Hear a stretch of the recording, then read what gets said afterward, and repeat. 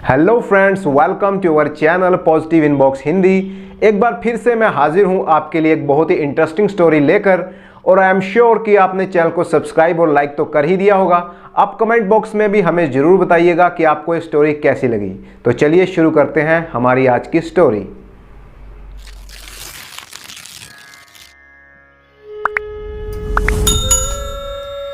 मूलचंद खड़गपुर गांव में रहने वाला एक कंजूस जमींदार था। उसे पैसे खर्च करने में बहुत ही तकलीफ होती थी। गांव में उसके पास खेती की बहुत सी ज़मीन थी। हालांकि उसकी ज़मींदारी का काम बहुत ही अच्छा फल फूल रहा था, फिर भी उसकी जेब से पैसे निकलवाना किसी के बस की बात नहीं थी। एक दिन जमींदार फूलचंद गांव के पशु मेले में गायें खरीदने के लिए गया, क्योंकि उसकी गाय ने दूध देना कम कर दिया था। पशु बाजार में उसने 2 गायें पसंद की और मोल भाव करके दाम भी तय कर लिया। अचानक जमींदार को याद आया कि उसकी पैसों वाली मखमली थैली तो घर पर ही छूट गई है। वो दुविधा में पड़ गया। सौदे को हाथ से नहीं जाने दे सकता था। उसे पता था कि पशुओं का सौदागर कल तक बिल्कुल भी इंतज़ार नहीं करेगा और गाय को किसी और को बेच देगा। जमींदार ने सोचा कि किसी ना किसी तरह से पैसों का इंतज़ाम करना ही होगा, ताकि आज ही वो गायों को लेकर घर जा सके।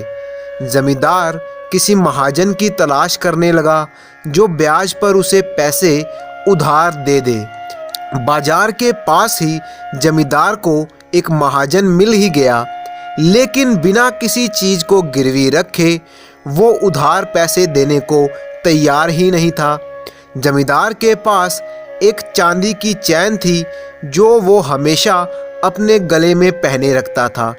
जमींदार ने अपनी चांदी की चैन गले से निकालकर महाजन को दिखाते हुए कहा, ये हमारी पुश्तैनी चांदी की चैन है जो मेरे दादाजी ने मुझे दी थी। ये मेरे लिए बहुत ही कीमती है। मैं इसे तुम्हारे पास गिरवी रख रहा हूँ और तुम इसके बदले में मुझे पैसे उधार दे दो। महाजन उस चांदी की चैन के बदले में ज़रूरत के हिसाब से ऋण देने के लिए तैयार हो गया। जमींदार ने पैसे लिए और कुछ ही दिनों में वो ऋण लौटाकर अपनी चैन वापस ले लेगा, ऐसा वायदा करके वो चला गया और गायें खरीदकर अपने गांव में वापस आ गया। जमींदार कई महीने तक महाजन का ऋण चुकाने के लिए नहीं आया।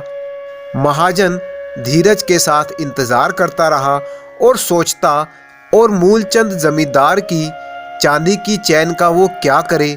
क्या इसे बेचकर अपना पैसा वसूल कर ले? लेकिन फिर सोचता, जमींदार की चैन खरीदेगा कौन? उल्टा किसी ने उसे इस चैन के साथ देख लिया तो तरह तरह की बातें करेगा, क्योंकि उस जमींदार के साथ कोई भी दुश्मनी मोल नहीं लेना चाहता था। इसलिए वो महाजन चुप ही रहा। उसने जमींदार के पास अपने नौकर को भेजा। जमींदार घर पर नहीं था तो नौकर वापस लौट आया। कुछ दिन बाद महाजन ने फिर से अपने नौकर को जमींदार के पास भेजा, लेकिन इस बार भी वो नौकर जमींदार से मिल नहीं पाया, क्योंकि जमींदार बीमार होने के कारण सो रहा था। महाजन इस आशा के साथ कि जमींदार ठीक होते ही उसका ऋण लौटा देगा, कुछ और दिन तक इंतज़ार करता रहता है, लेकिन जमींदार फिर भी अपना उधार वापस करने के लिए नहीं आया। अब महाजन समझ गया कि इस कंजूस जमींदार के मन में उधार वापस करने की इच्छा ही नहीं है। अब बेचारा महाजन अपना मन महसूस कर बैठ गया कि शायद अब जमींदार उसका पैसा कभी वापस नहीं करेगा। एक दिन उस महाजन को अपने किसी रिश्तेदार के पास पड़ोस के गांव में एक रात के लिए जाना था। वो अपने पूरे परिवार के साथ दूसरे गांव में अपने रिश्तेदार के घर जाता है।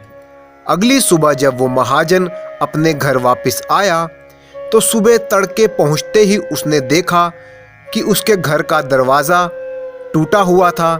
तो उसने शोर मचाना शुरू कर दिया कि हाय हाय, मैं लुट गया।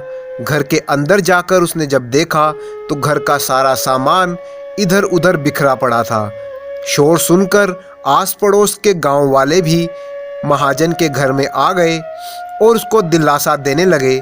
तब महाजन ने कहा, अरे भाई, मेरा तो बहुत सारा कीमती सामान चोरी हो गया। यहाँ तक कि हमारे गांव के ज़मींदार ने जो मुझसे उधार लिया था और उसके बदले में अपनी चांदी की पुश्तैनी चैन मेरे को दी थी, वो भी चोरी हो गई। इतने सज्जन और इतने अच्छे जमींदार की चैन चोरी हो गई, मुझे बहुत ही दुख है। अब जब वो अपना उधार लौटाकर मुझसे अपनी चैन मांगेंगे तो मैं क्या करूँगा, क्या मुंह दिखाऊंगा। ये कहकर महाजन ज़ोर ज़ोर से रोने लगा। पूरे गांव में महाजन के घर में चोरी हो गई है, ये खबर फैल गई। गांव के ज़मींदार को भी जब ये खबर पता लगी तो उसने सोचा कि पूरे गांव में ये पता चल चुका है कि मैंने महाजन से कुछ पैसे उधार लिए थे, इससे तो मेरी बहुत बदनामी होगी। लेकिन तभी उसके मन में एक योजना आई, क्यों ना अब मैं महाजन के घर जाऊं और उसको उसका उधार वापस करने का बोलकर अपनी चैन वापस मांगूं। अब महाजन के पास चैन तो नहीं है, इस तरह से ना वो मेरी चैन दे पाएगा और ना ही मुझे उसका ऋण वापस करना पड़ेगा। बस फिर क्या था, जमींदार ने अपनी मखमली पैसों से भरी हुई थैली उठाई और पहुंच गया महाजन के घर और वहां पर जाकर जोर जोर से हल्ला करने लगा, अरे ओ महाजन, कहाँ है मेरी पुश्तैनी चांदी की चैन जो मैंने तेरे पास गिरवी रखी थी? तेरे कुछ पैसे उधार थे, लेकिन मेरी चैन उससे भी ज़्यादा कीमती थी। ये देख, मैं तेरे पैसे लेकर आया हूँ, तू इन्हें ले और अभी के अभी मेरी चांदी की चैन मुझे वापस कर। तभी महाजन ने ये बात सुनी और वो घर से बाहर आया और हाथ जोड़ने लगा, अरे जमींदार साहब, आपकी चैन को मैंने बहुत संभाल कर रखा था, लेकिन ना जाने कैसे वो चोरी हो गई। फिर भी मैं एक बार जाकर वापस अंदर देख लेता हूँ कि शायद कहीं वो मिल ना जाए। लेकिन जमींदार को पूरा यकीन था कि वो चैन अब चोरी हो चुकी है। महाजन वापस अपने घर के अंदर गया और कुछ ही देर में वापस लौट आया और बहुत ही खुश होकर बोला, जमींदार साहब, आपकी चैन मुझे मिल गई है। चोर चोरी तो करके ले गए, लेकिन आपकी चांदी की चैन यहीं पर छोड़ गए। ये लीजिए आप चैन, और जो पैसे आप लेकर आए हैं वो मुझे दे दीजिए। इतना हल्ला गुल्ला सुनकर आस पड़ोस के लोग भी इकट्ठा हो चुके थे। अब ज़मींदार हैरान हो गया कि ये चैन वापस कैसे आ गई, लेकिन उसे ये नहीं पता था कि ये सब महाजन की ही एक योजना थी। उसने जानबूझकर चोरी का नाटक किया ताकि ज़मींदार उसके पैसे लौटाने के लिए आए। अब उस जमींदार के पास अपनी चैन वापस लेने और उस महाजन का उधार चुकाने के अलावा कोई और रास्ता नहीं था। जमींदार ने ना चाहते हुए भी उस महाजन को उसका उधार ब्याज समेत वापस कर दिया और अपनी चांदी की चैन लेकर वापस अपने घर चला गया।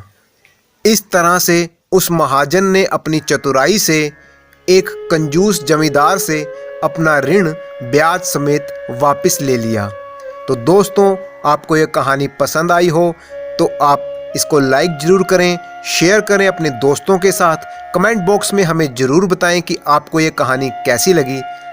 Thank you for watching. और हाँ, इसी तरह की एक इंटरेस्टिंग स्टोरी अभी आपकी मोबाइल स्क्रीन पर दिखाई दे रही है, उसको टच करें और मज़ेदार कहानी को देखें। Thank you.